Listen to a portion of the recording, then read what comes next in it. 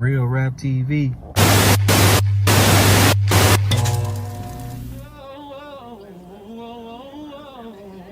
A change gon' come.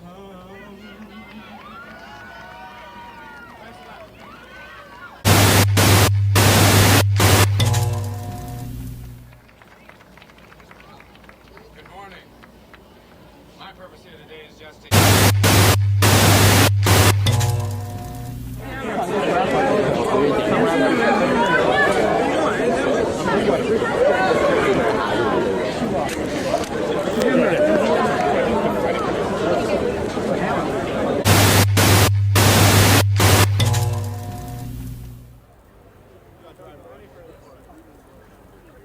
Hey, Tupac, what's up? A little disappointed in the Lakers tonight? No, not at all. They played their best. It was a good game.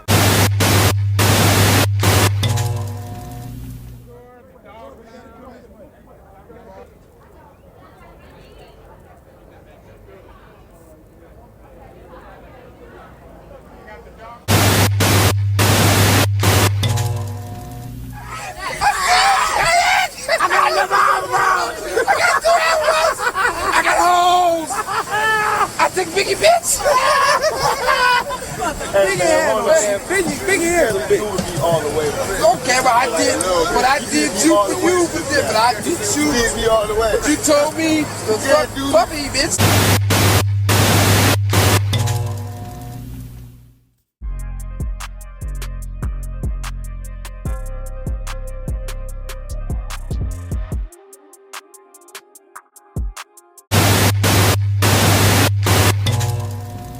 Real Rap TV, what's realer? What it is, my people. Before we get into this video, man, I need y'all to like, comment, and subscribe. Alright, let's get straight to the video. Gotta put a stop to this saying that Suge Knight was a bad influence on Tupac. We gotta put a question mark on it. And I'm gonna rebuttal with how? Question mark. So you telling me a whole grown man is controlling another grown man? Make it make sense. Let's go back to the very beginning of Tupac. If you was in tune with him from the very beginning, you should already know this. It ain't even nothing to talk about. But I have to explain it for the people in the back.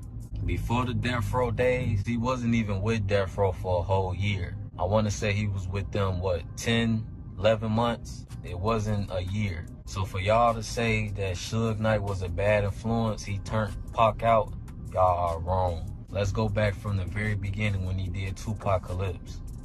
Just listen to it. And then go to his next album, Strictly For My End. Just listen to it. He was getting better and better every album.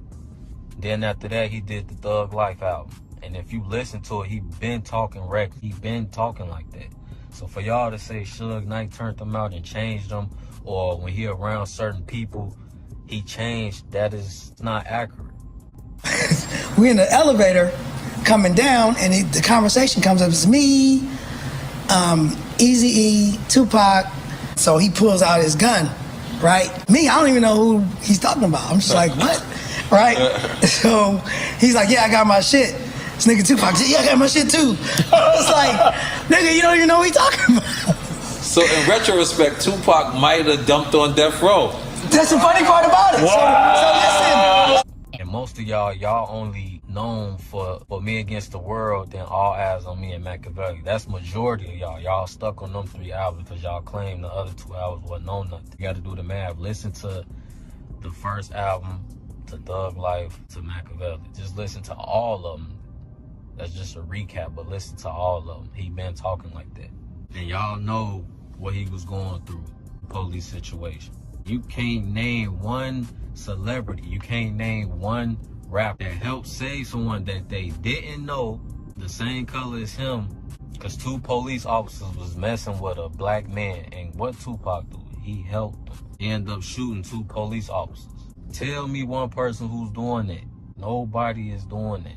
He was standing on business. And they did the All Eyes on Me movie, and they made Suge punk Pac about the situation when Snoop said he cool with Biggie. They really put it in the movie. Suge was punking him. Suge wasn't coming at Tupac like that. And y'all know this. Also on the Machete movie, she had on VH1. She had Suge Punk and him. They was in the studio together. Come on, man. I don't like stuff like that. That's not accurate. You see where Suge Knight was talking to Tupac like that in her movie? I don't recall no shit like that. Tupac wasn't going for no shit like that.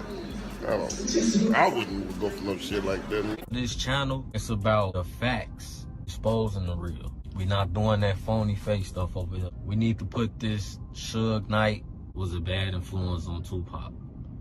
Tupac changed Suge, not the other way around. According to Suge Knight, baby mother Stormy, his violent lifestyle led many people to think Suge Knight changed Pac. In fact, the reverse may be closer to the truth. Suge had long been a bully, but Tupac brought out something more frightening in him. He was enabling Suge to think he was invincible. And that's what Stormy said Suge got 2 children with. In her memoir, My Life with the Night. Everyone started to notice this new Suge.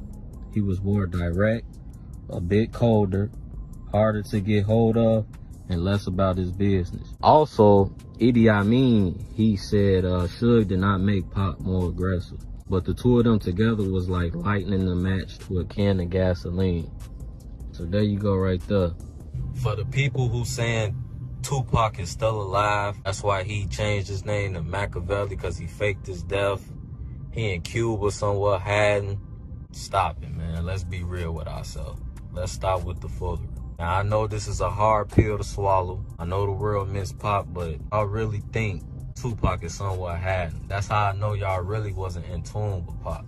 That's how I know you really didn't know his personality. Tupac was not going for the disrespect, no matter who you was. Things were said about his mother. False things was said about him that hurt his legacy. His estates is doing things that he wouldn't allow. And y'all really think he's somewhat hiding, letting all these things happen. Really think about it. Put 2 and 2 together. Make it make sense. Unfortunately, he's not here with us. Vlad TV had about 2 or 3 interviews with the Outlaws, and they explained how they smoked his ashes. Young Noble told XXL, we twist up some of the great granddaddy Cali Kush, sprinkle some of the big homie in there, and guess what? He's in our system for eternity. The Outlaws, they took a lyric from Tupac's song Black Jesus, which came out, he was no longer with us. Cremated it, last wishes, and smoked my ashes.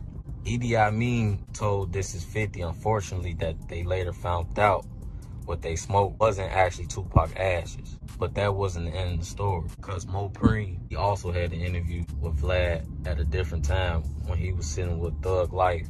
And he said he smoked his ashes as well, but it wasn't at the beach with Outlaws.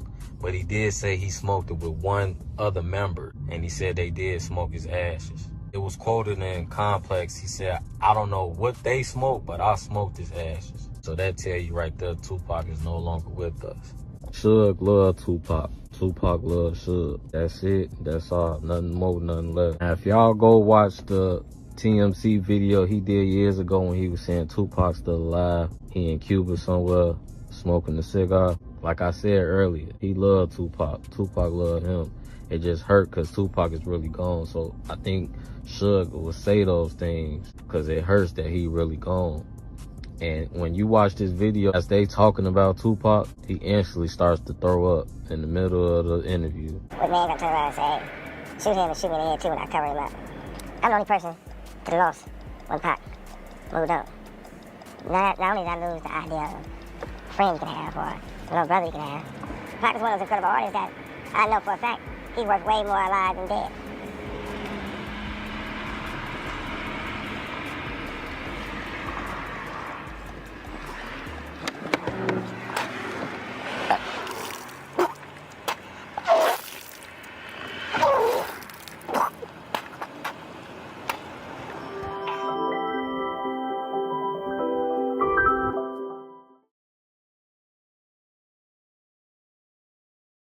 Real Rap TV.